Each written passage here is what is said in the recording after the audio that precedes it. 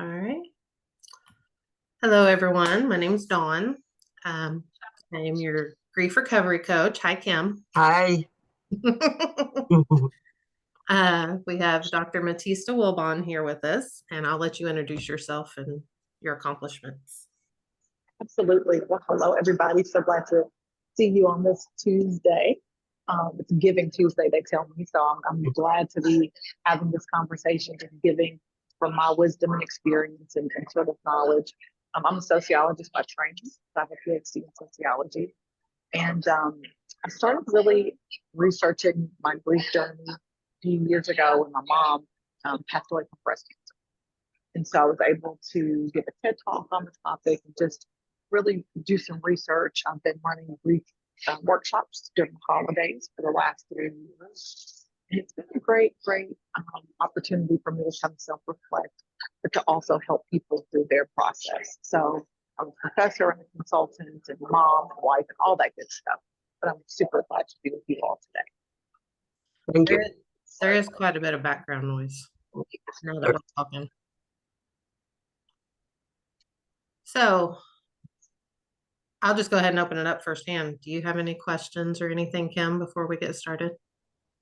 Not at the moment. Okay.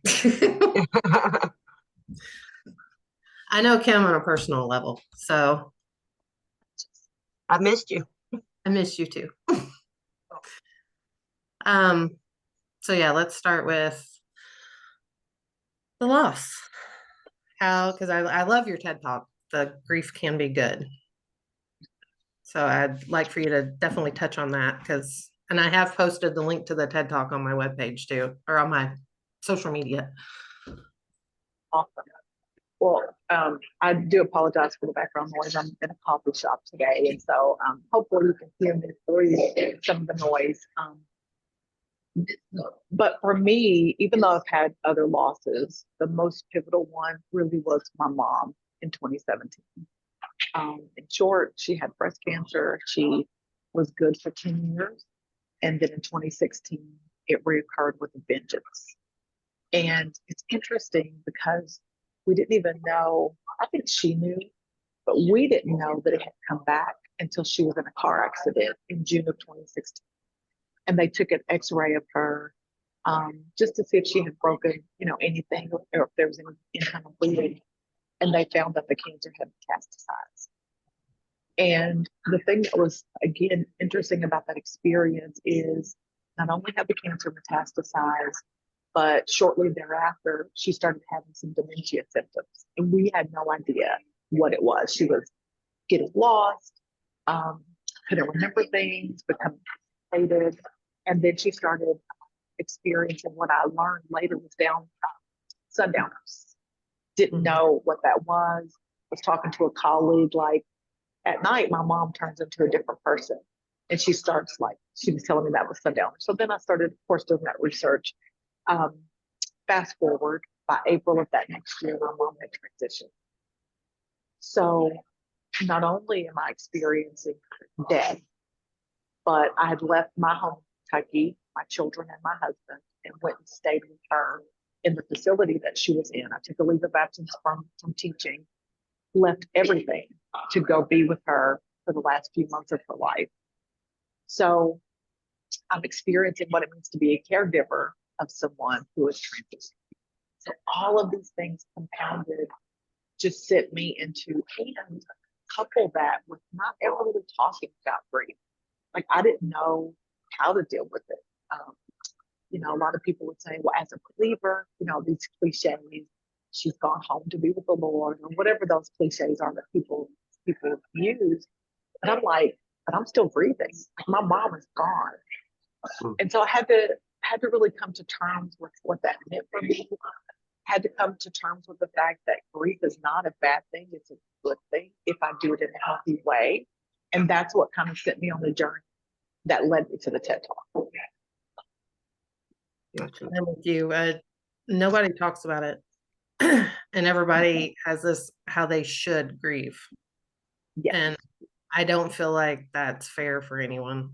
No, there is no way you should grieve. It's whatever works for you. That's right. What I tell people Dawn, is, of course, like you said, nobody should tell me how to grieve. But I do think it's important that we help people find tools that maybe they don't know about. Because I do think that there's an unhealthy way of grieving, and I think there are healthy ways of grieving.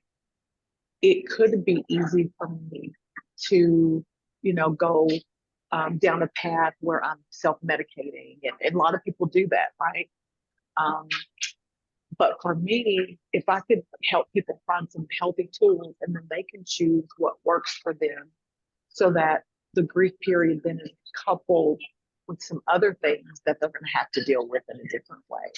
So I try my best not to tell people how to grieve. I don't tell people how long to grieve, but I do just offer my presence and offer some strategies and tools to help them. So one of the authors I interviewed was Stephen Case, and his book, F Death. Yes. And he talked about how even in a ministry, he'd let the kids come in because they had, a loss here, a loss here, a loss here. Said, just come in and scream, cuss, scream, get it out. Get it out. This is a safe place. Yes. And I'll tell you, I think that's so good. I'll tell you this. Since my mom died, I've had 2 brothers die, one younger, one older, both connected to drugs and addiction. Compounded grief, right? I had 3 cousins pass away on one day because they used drugs and there was fentanyl. Oh, wow. In one day. I had an uncle whose wife had passed away, and he had this trigger warning, but he killed himself. So when I say loss and grief, I've been acquainted with it, as have others. And I love that notion that you just talked about. I had to be, as a believer, I had to be super honest with God and just say, this thing hurts. And I had to do that over and over and over again. It wasn't a month, it wasn't 2 months. It was a period of time where I didn't think I could breathe. And I think it was that honesty that helped me start the grieving process. I think before it was just black, dark, like I'm stuck in this moment. But when I could be honest, that's when I could start reflecting and I could start moving forward a little bit. And that's what we were just talking about when I lost my dad. Even now, like, birthdays don't really hit me, holidays, it's my accomplishments. And like when I bought my house, and I've done so much remodeling in this house, and I'm like, my dad would be proud of me. And knowing, accepting, and acknowledging that, this sucks. I've lost my dad. This really sucks. Absolutely. But the things I've done, he taught me. So he still lives in me because I'm still able to do the things that he taught me to do. Yeah. And that's the good grief. That's the good grief. I was going to say, I really love that sentiment. I actually just told somebody this the other day. Sometimes because we talked about this earlier too, grief comes in waves. And sometimes you're fine. And then other times it hits you just like a wave. And you're about to fall over I cannot. It can be a song. It can be just a moment, a season. But when it comes to, I was telling somebody the other day, I was feeling grieving my mom or whatever. And I looked in the mirror and I see her. Like I look so much like her. My head, the way that I hold my hand, so much like her. So I was thankful too, because I talk in the TED Talk about the importance of grief and gratitude. But I was just grateful that I could see what she's taught me, just her mannerisms in me. And it did become good for me to be able to see those things. Whereas before, it made me miss her all the more. Yeah. And I'm talking about parents. Losing a spouse is totally different. And yeah. I've lost all of it. both my parents 6 months apart, and just lost my spouse. Oh, so sorry. And the caregiver for all of them. And that's For rough. everyone. Yeah. And of course, that's how I met Dawn. Dawn is with my spouse. I was a hospice nurse with him. Oh. Well, let me just say, first of all, so sorry. I'm so sorry. Thank you. Oh, you went mute. Thank you. You're in the throes of it right now. Yeah. And I know for a lot of people, it's even harder in the holiday season too. Yeah. You know, and in these instances, I always tell people, I don't have the words. If I had a word that I could just give you that would heal your heart, oh my gosh, I'd be sending that right now virtually. Oh, I know. I appreciate it. Um, There aren't any. I mean, people say, I don't know what to say. I said, there's really nothing you can say. I mean, no. there are no magic words. Yeah. Can I ask you a question? Can you tell me about your spouse? Oh, yes. Um, he was 21 years older than me. We met on the job, and I worked there 21 years. He worked there 47, 48 years. He was a great, great man. I mean, he loved to make people laugh. I mean, everybody loved him. He didn't meet a stranger. He didn't meet a stranger. And I mean, he just had the best personality, and um, he was good and kind to everybody. Um, and he just loved to love, and he loved hard, so He welcomed me in with open arms when I come yeah. in. I mean, Wow. the nurses were just immediately his best friend, and he just made them feel so much like family, and he did that with everybody. I mean, the cashier at the gas station. I mean, we'd be going out to eat somewhere, and they'd be hollering, "Hi, Carl. Hi, honey. How are you?" And I'm like, "Who is that?" He's like, "Well, that's so and so from down there, and I told you about him." I'm like, I can't keep up with all these people.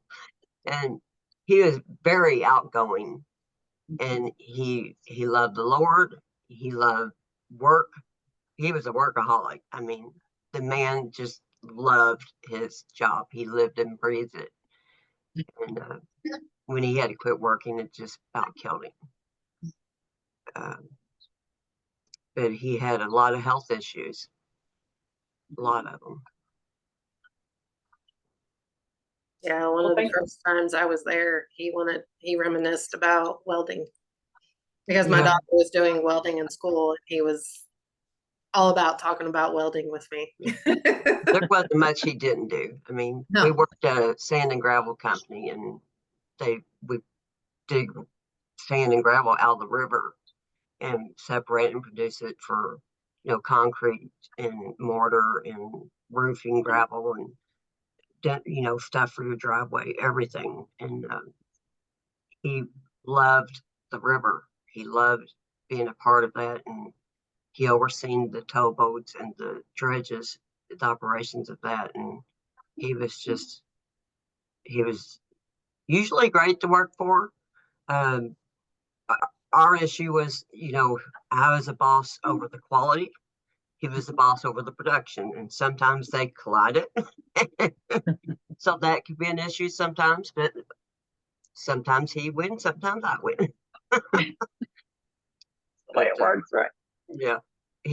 I ended up having to go on disability in 2012 after my mother passed away, but he continued to work, so until he just couldn't anymore. Mm-hmm.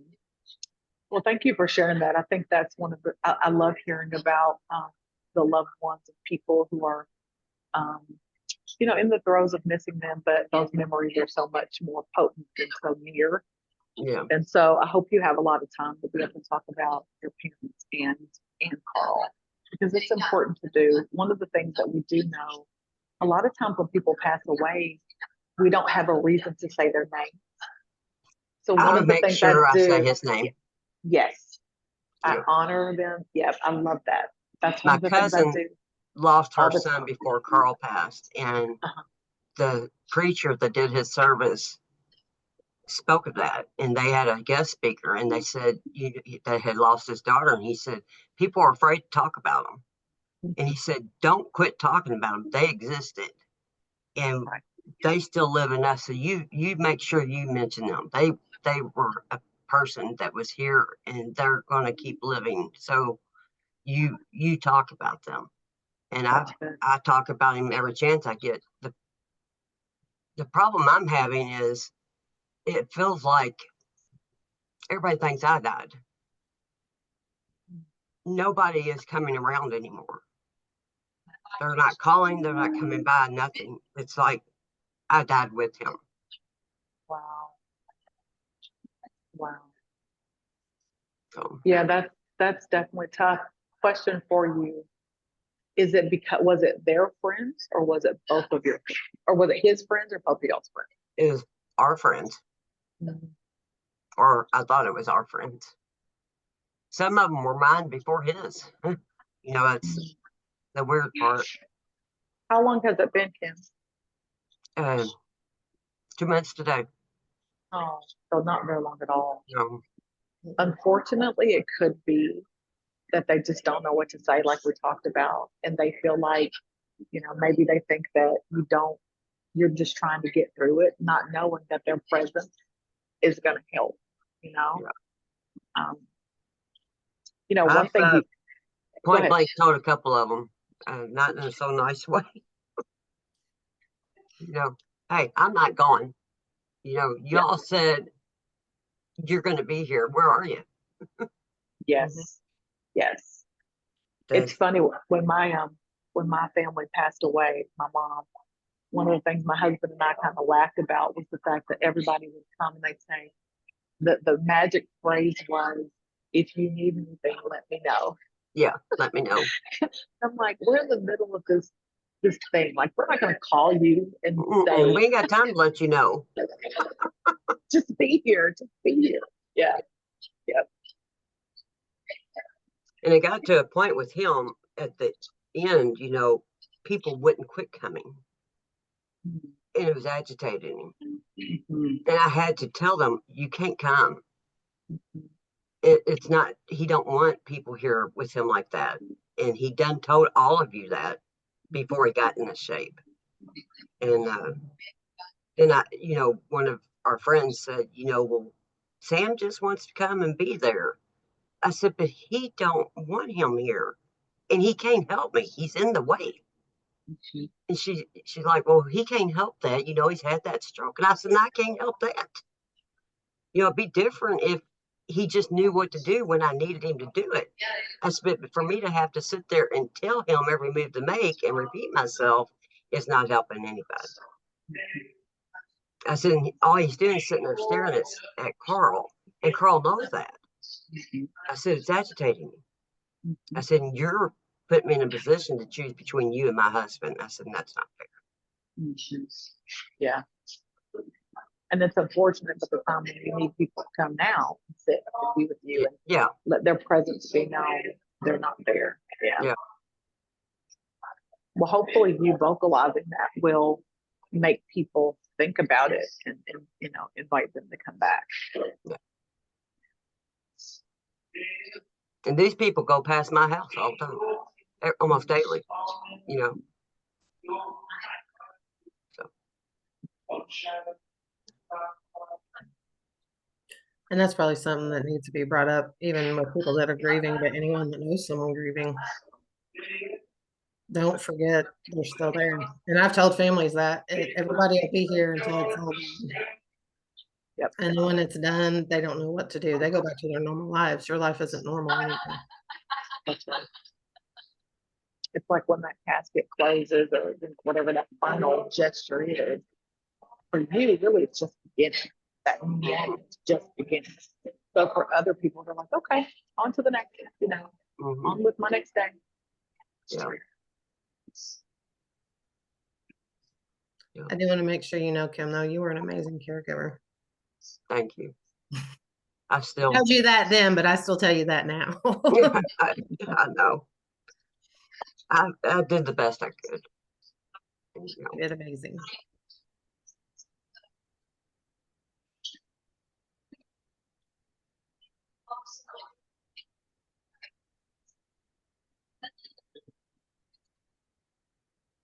So yeah, that's definitely something. I want to create a safe space for everyone to say how they feel, honestly. Not around the bush, like, oh, I have to be nice about it. Oh, I can't say that. That'll hurt somebody's feelings. No, you say what you feel. Yeah. Because in the end, the only person it hurts if you don't say it is yourself. Yeah. That's right. That's right. I remember when I was caregiving for my mother, um, and everybody's perspective is different, but I left my job in Kentucky, and I told you guys I didn't move, but I came to Georgia to care for her. But I had siblings right here, and I'm in Atlanta now, right here. Mm-hmm. And there were times where I was like, I just need a little bit of relief. Somebody relieve me. And I'm like, I can't handle it. I can't see mom that way. I'm thinking, I'm here with her 24/7. Like, I get that. And so when you talked about the anger that can come, just being able to voice that, like that's something that I'm still kind of working through, because you've got the caregiving, which is tough. You've got Very tough. Yeah, you're watching them transition before your eyes. You had the death. And now you've got these other relationships that you're trying to navigate. That's hard too. Yeah. Yeah. And I have no family. I've got a couple grown kids and grandkids, and they're way out. And, when he passed, they were here, for a week. But now it's like, okay, we're done.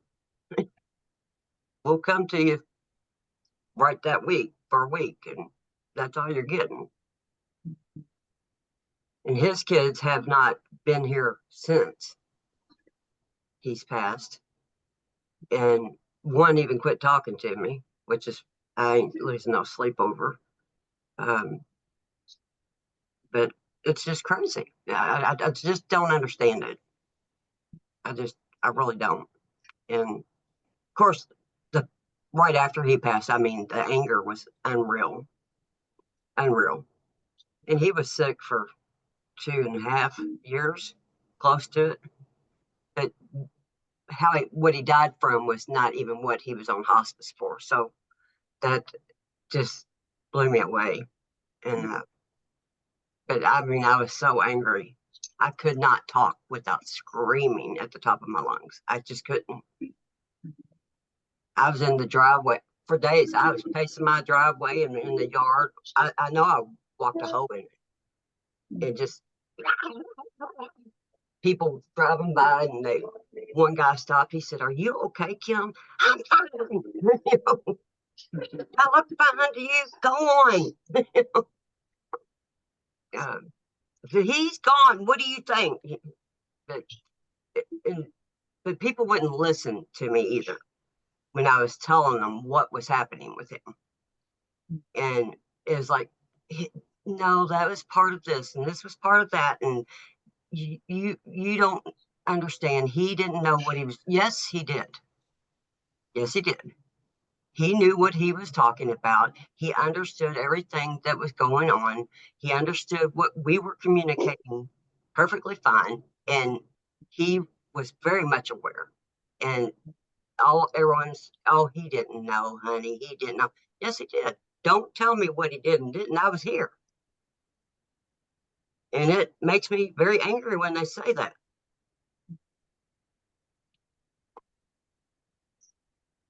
And I struggle with, I don't know if you and I talked about it. I think we did once, Dawn. I ended up having to take him to the hospital before he died. He wanted to go. He was that sick. And he ended up having multifocal pneumonia, major UTI, and he was septic, whatever you call it. But it had gone too far. But they started giving him lots of IVs and fluids and antibiotics, before they got all the results back. And he got just a hair strength in his body because he was to the point he couldn't move. He couldn't make a sound as far as talking. He could move his mouth, but he couldn't get the words out. And when they come back and said there's really no more they could do, we could try treating him for a couple of days and see if anything works. But they said it wasn't going to. All of his numbers were so far out of whack that nothing was going to. So it was palliative care or nothing, basically. And I didn't think at that time. I should have turned around and asked him, what do you want to do? And I didn't. And of course, when I got so angry, I wasn't even thinking about that. But I said, just, I guess, take him upstairs and we'll do palliative care. We had talked before we went to the hospital. If there was nothing they could do, we were supposed to come home. And I just went brain dead after everything they told me. And I never even looked at him and asked him. And how we communicated was he loved to cross his ankle, his foot over his ankle.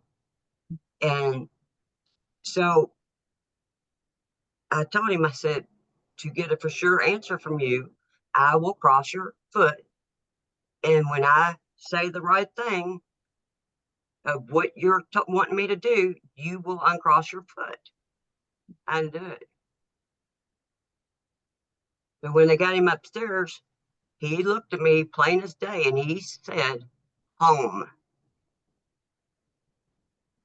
Verbally, home. I said, you want me to take you home? You want me to go home? I don't know what you want. And he started with his left arm doing this, which he hadn't been able to do. He had his right leg moving back and forth, but he couldn't get it over his ankle. I didn't know what he was trying to do. At first, I thought he was trying to hit me. I thought, he ain't never hit me. I don't understand. And you could tell he was angry, that face he made. And then I said, I don't know what you want, honey. I said, I've got to go, though. I've got to go home and take care of the dogs. I will come back. Oh, he cried and he kicked at that bed. He was telling me to cross his ankle. I didn't do it. So I could know he was telling me to take him home. And every time I tell somebody that, just about, they say, oh, honey, he didn't know what he was saying. Yes, he did. We talked about it before he went. He still was right here. He couldn't help what was happening with his body. And then they just kept feeding him the morphine, which agitated him anyhow. And that would make him crazy. He didn't, and I told him to quit giving it to him. And the doctor had agreed that he could have the fentanyl and the geodon. They kept giving him the morphine every hour. Now, he was only taking 0.5 by mouth in a dropper at home. They were giving him 4 milligrams every hour in an IV. Mm-hmm. And he stayed agitated the whole time. The nurse was supposed to call me after I left if he didn't calm down. And he didn't calm down. They said he cried all night and everything. They didn't call me because I would have went straight back. I went to bed instead and slept a couple hours. When I got back, they had him to the point where he couldn't communicate at all anymore. And then I was bombarded by hospice. You got to make a decision. I said, I haven't even seen him yet. Well, you got to make a decision whether you're going to keep him here or you're going to take him home. I said, then I'm going to take him home. Well, I really think he needs to stay. Well, then we'll stay. Well, you better make a decision because, you know, it takes time to get an ambulance arranged, blah, blah, blah. I mean, for an hour and a half, I had to deal with hospice. And they wouldn't have all these conversations right there in front of him. And I know he could hear us. I said, can I at least talk to him for a minute? They had all these hot blankets on him. He didn't like blankets like that. So that's the first thing I did. They started immediately whispering. I said, am I doing something wrong now? No, you can do what you want. Finally, I said, I'm going to have to think about this. Y'all have made me crazy. So I walked outside. I come back. I said, I want to take him home. That's where he wanted to be. It's even in his living will. And that was what we agreed to. Susan said, Jim, I really think the best thing for him is to stay another day. I said, why? I just think another day would be best for him, getting a little more rest and less agitated. I said, he ain't even agitated. He's not moved since I've been here. I said, y'all going to cause me to have a nervous breakdown. And she just kept on and on. Fine, keep him another day. He died that day at the hospital. But we didn't have another conversation. He wouldn't kiss me when I left the hospital the night before because he was so aggravated with me.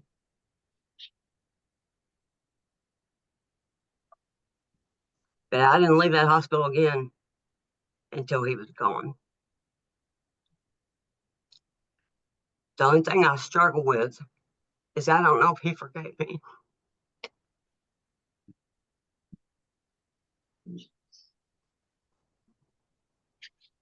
And I don't know why. I didn't do what we had agreed to. I mean, what's wrong with me? Why did I not? I mean, how did I forget that quick? I just don't understand.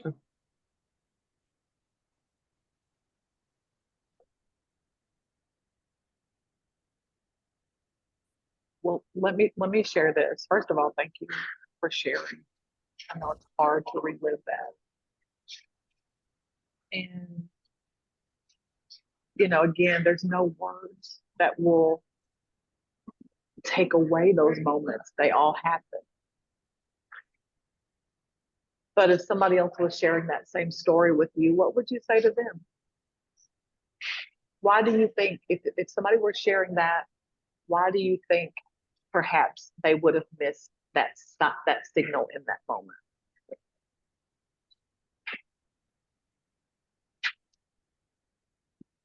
I'm sure exhaustion, played a lot in it. Yeah.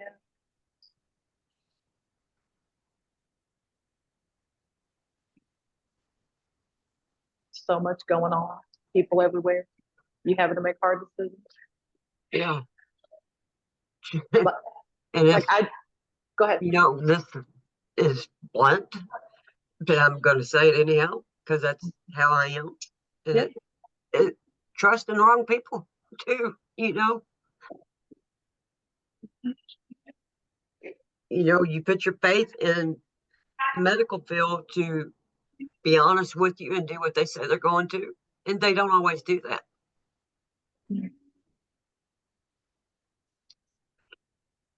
And that's the reality. I've got stories that I could tell you of great people who were there to help, and there were other people that, not so much. Oh yeah. But this is what I would say to you, Kim. I just met you through this interaction. Never met Carl, but I can tell how much you love that man, right? And the kind of relationship that you all had. And so just hearing that, first of all, makes me smile. As you were talking, I'm like, I'm going to go home and hug my husband because I just love the love that you're sharing. And I'll just say my prayer for you and my hope for you in this journey is not really thinking about whether he forgave you. It's really about you forgiving yourself. It's really about you forgiving yourself and you realizing you made the best decision in that moment. In hindsight, maybe you would have thought about it differently. In that moment, you made the best decision that you could. And one thing I know is that Carl knew that you loved him. Whether he was agitated in that moment, I'm sure he was. When my brother was dying a couple of years ago, Kim, 2022, he asked me and my dad as he was 42. We were there for a month, not knowing. We went to see about him that we were going to leave that hospital and he was going to die. Had no idea. He asked us a question. He said, "Am I going to die?" And me and my dad said, "Absolutely not. You're 42, you're young, you're strong, all of that." And to this day, it haunts my dad because he said, "I told him he wasn't going to pass away. He did." And as I'm helping my dad as a daughter, I'm just helping him see you wouldn't have known. Everything around you pointed to the fact that he was going to make it. Right. You did the best thing you could so that he could fight a little bit longer, not knowing that ultimately he would pass away. So I'm just saying that to you to say part of it resonates with me. And at the end of this day, or at the end of the day, it's really about you forgiving yourself. You wouldn't have known. You were under extraordinary pressure, and there's the man that did the best thing at that time. Thank you. And that love shows. Yeah. I can say he loved you because I know. the times you weren't there, he just talked about you like you talk about him. We did. I mean, there was nobody else that could have loved us as much as we loved us, And I feel like the good, bad, and ugly. I feel like he knew you did the best you could. Yeah. I know he knows that or knew that. And it's me. It's just me. I can't forgive myself. And you got to give yourself grace. I have told you that. You do. You have. Several people have. I just don't know how. It's like caregiving. I can care for everybody else. I don't know how to take care of me. Mm-hmm. I've been a caregiver all my life. Yeah. And again, I would give you the same exercise. Like, if you were to write down, what are the 4 things that you did for those people that you were caring for? How do you turn that around and use those same tools for yourself and those same strategies for yourself? Like, this is going to be a season for you. You're just 2 months out of losing Carl. You're so early in the process. Yeah. But as you give yourself grace and time, I think you'll get to that point where you'll know yourself again. A lot of times when you're caregiving, you lose yourself. You don't even know who you are. You don't know what you do because everything is about the other person. Yeah, my brother asked me the other day. He said, "What do you like to do?" I said, "I couldn't tell you. I haven't done anything for so long. I couldn't tell you." Yes.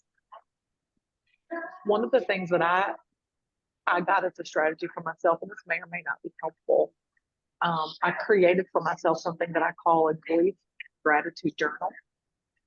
So on one side, I would write down my grief, like good, bad, ugly, horrible, honesty, I'm mad, I'm irritated, whatever. I put it there.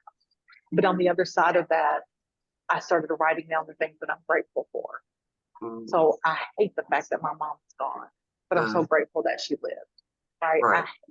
So something about that process, it gave me the permission to be honest about my real raw emotions, but it also grounded me because I didn't just allow myself to be overtaken by the darkness of the grief, but it lifted me to the point where I could still hold some more gratefulness in my heart. So that might be something that can be helpful too. Right. And it could be as simple as, I'm grateful I got out of bed today. Yeah. Yes. I'm grateful I drank a glass of water instead of 4 cups of coffee. Yeah. Yeah. Yes. Because I'm sure you're down in the coffee. Well, I don't. Carl did. Okay, I was like, I know coffee was drank a lot. Yeah. I'm not a great big coffee drinker, so we've got a ton of coffee here. So if you need any, I got some you can have. But you know, I drink a cup every now and then. It's just, you know, I'm just not a big coffee drinker, never have been. But he was. So we always had coffee.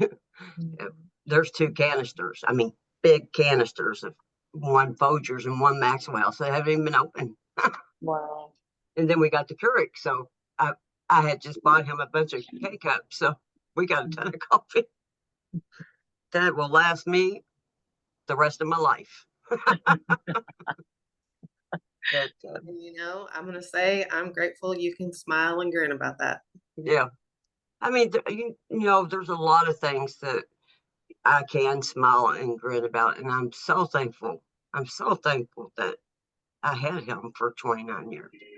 I mean, he was in my life longer than that because, you know, I started working at Nugent in 91. So that's when I met him. And right off the bat, I mean, I thought he was so cool. You know, he made me laugh all the time. And that didn't stop. Not that he didn't get on my nerves sometimes, because that happened too. But as the more years we spent together, and we both aged, but he has totally runt these dogs. I mean, runt them with wanting food all the time.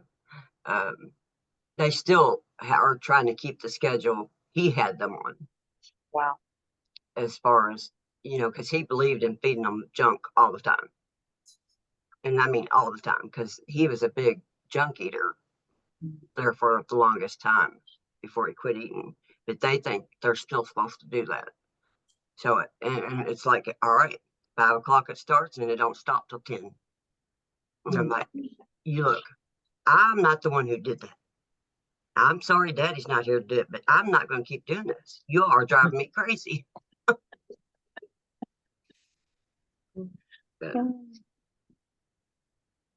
I'm very grateful. I don't know what my life would have been like without him. It would have been very different. It would have been very lonely. And it's very lonely now. But I know there's days I feel like I'm not ever going to get through this. And there's other days I think, well, you know, it's been this many weeks and this many months, and how have I got through it already? And I know it's by the grace of God. And this is one thing that I would share. I have a sister. My nephew died at 21. He was a star athlete. Everybody loved him. He played every sport. He was in college playing sports. And out of the blue, he got leukemia. And that was at 20. And, you know, everybody said he's strong, and other, you know, given examples of people who survived. He's going to be the one that makes it, all of that. And in the end, he went home to be with the Lord. He died. My sister, to be honest, that was about maybe 6 years ago. She is stuck in that moment. She's made a shrine in the basement for him. Their house is right by the cemetery where he's Oh, going wow. to rest. She will not let herself live because her son passed away. I will never judge her because I don't know what it's like to lose a son at all. But what I do know is, and what I try to help her with, is there are 20 years that she can honor of his living as opposed to living out the rest of her days in his one day of death. And I just share that with you because my heart breaks for her, not just because of my nephew's passing, but because she can't find it in her to live. Right. She's young, you know? And so I just say for you, it sounds like, again, this beautiful, not perfect, this beautiful love story that I'm hearing. 29 years. Oh my gosh. Yeah. And you're working with them too? Yeah. Yeah. And you still like him and still love him. Yeah. I didn't like him all the time, but I loved him. I just pray that, and again, it's going to take grace and time, but as time goes on, that his life becomes bigger than the day of his death. The fact that you had a signal, like, again, that's so sweet to me. I'm going to go home and like, honey, what's our signal? Like, I would, because I think that's so special.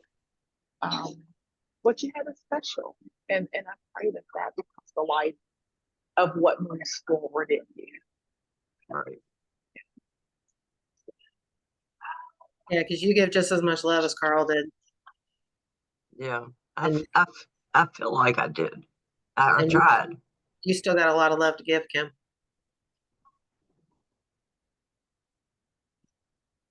Yeah. And not every day, like you said, not every day is going to be easy, but No, sometimes I make it through the day okay, and other days I just cry all day. That's okay. I've on the phone with my son, we were talking, and all of a sudden I just bawled. He said, "Do you do that a lot?" I said, "Yeah, I do." I said, "I can't help it. It just, it's the love of your life. yeah." And with my mom and dad, especially my mother, I mean, we were so close, and she died so quickly Mm. after being diagnosed. And the chemo actually killed her, not the cancer. She had pneumonia when they started her on chemo, which they should have never done. Her immune system was too weak. But I didn't think I'd ever come out of that. I mean, it took me a long, long, long time. I wouldn't. I had people around then. I wouldn't. And I wouldn't communicate. I wouldn't associate. I wouldn't do nothing. I didn't want them around. I wanted to be left alone. I wanted to just curl up in a ball. That was my mother. She was my best friend. But besides Carl, I mean, we talked every day, 4 or 5 times a day. We seen each other a few times a week. And then, I just took care of my dad for 9 months every single day and tried to work from her house at the same time. If that meant going in the middle of the night or working on this little computer this big to get the payroll done at that time, that's what I did. But he wouldn't let nobody else take care of his trach or give him a bath or his G tube or nothing. I had to do that. I mean, he refused. So even if I asked for a break a couple of times, he would not let them. And then my mother, from September to March, it was, you know, right around February that she got diagnosed with the lung cancer. Now, she had already had breast cancer. She had cancer of the vulva. She had dormant lymphoma. And then they said she had non-small cell lung cancer. But it's only stage 2. And with chemo and radiation, they said she could have 18 months or 5 years or whatever. She didn't. From February to March 29th, she'd gone. But they did radiation and chemo. She had to have blood transfusions every single time. She had a fever every time she went. They're not supposed to give you chemo when you got a fever, because she had pneumonia too. And then they burnt a hole through her esophagus with the radiation, because she had radiation with the breast cancer. But it's just, it was so fast, and I'm like, no, this ain't happening again. It's just ain't happening again. Not my mother. I worried about my mother dying since I was a little girl. To the point, if I was laying in bed with her, I would try to breathe like she did when she was sleeping. That way, she stopped breathing, I'd stop breathing. That's how I thought about it. Wow. And it about destroyed me. It about destroyed me and Carl.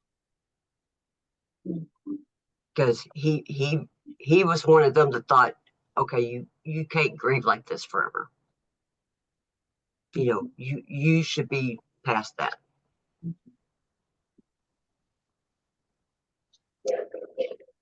The only good thing was when my mother passed is I had a little miniature Dotson, long-haired Dotson. And I used her for therapy like crazy, buddy. Because she loved to be in my lap, and I pat her and pat her and pat her. And she'd lay in the bed with me if I was in the bed, and I could just pet her and pet her. So when I was very upset or anxious or distraught or whatever, I just pet the crap out of her. These other two won't get in my lap and let me pet them like that. They want me in the floor, because they want to be on top of each other, on top of me, and I can't do that. So they're not very helpful on that. And they're jealous of each other, so they want to knock my arm off the other one, and it just doesn't work. But this is worse than my mother. And I didn't think I'd ever say that. You know, my sister, you know, I mean, like you, 2022. You know, only 2 weeks, but it was a horrible 2 weeks. And it just, there's just so much loss. And I'm sorry for all your losses also. Well, thank you. And Don, your dad.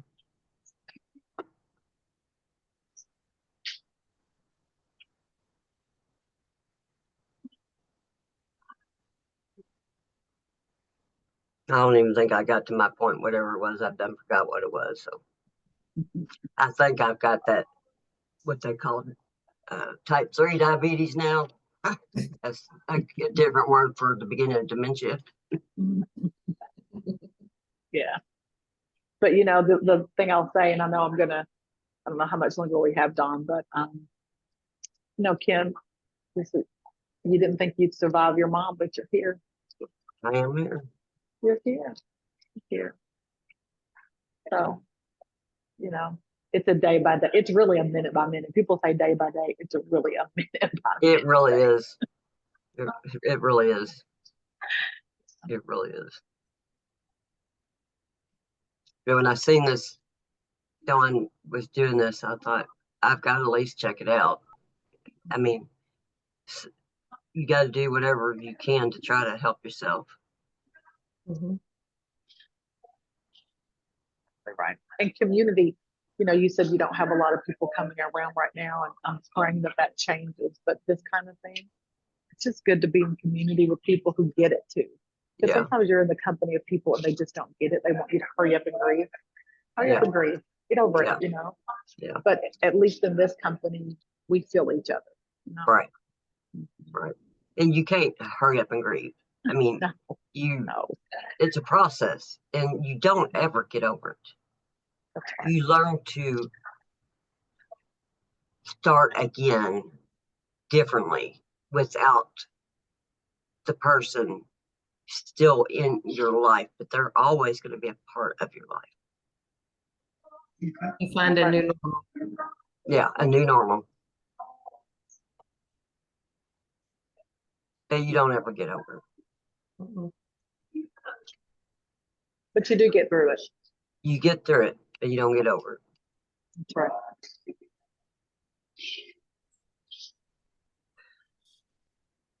I don't want to cut it short, but I know Matista has a time limit. Well, I appreciate you all having this, and it was very nice to meet you, Matisa. Matisa. So nice. said Yeah, it. no, you got it. You said it I had to look exactly at right. see if I said it right. I love those glasses. Thank you. Thank you so much. It's been a pleasure meeting you. Thank you for sharing your story. That it means a lot to me. I'm praying Yes, for you through this thank you. And journey. you also. Absolutely. Thank you. Don, thanks for having me. Thank you. Okay. Thank Good you. to Bye, see you, y'all. Dawn. Call me. Okay. Bye.